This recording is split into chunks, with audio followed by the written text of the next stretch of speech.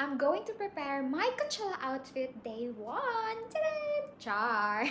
So, I'm just joking. So, since I'm in Thailand, I'm going to join a Songkran festival.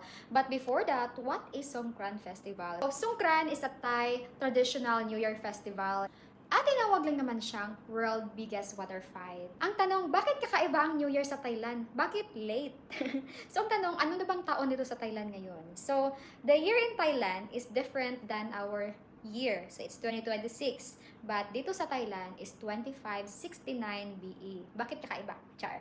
Kakaiba lang naman siya kasi sinusunod nila yung Buddhism era. At nasa 549 years ahead yung taon nila. 'Di ba?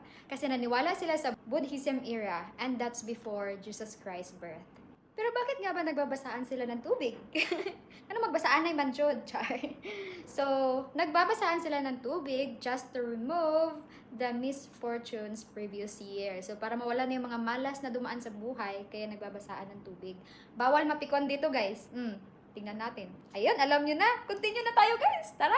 For my outfit today, I'm going to wear my workout outfit since we gonna get wetty. And my waterproof bag for my phone. Protection ito sa ating mata. Ayun. Tapos, meron akong jacket dito. So, this jacket is waterproof too. I can put my money here. So, this is my money. I have 1,500 baht allowance today. For sure, I'm gonna only use some money for maybe water if I need to buy. And, of course, the taxi. Then, here is my power bank. So, my power bank also is covered with plastic plus this one. That's waterproof.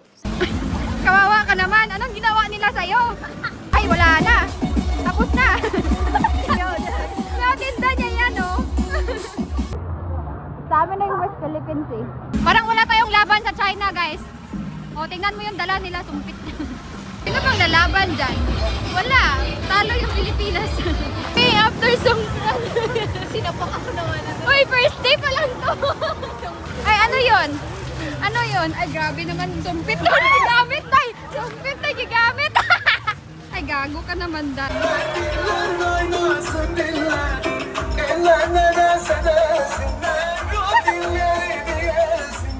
Yung mga mukha nila, guys. Tingnan nyo. Mukha pa ba yan? Pauwi na yung mukha. Pauwi na ata sila. Tayo busog na.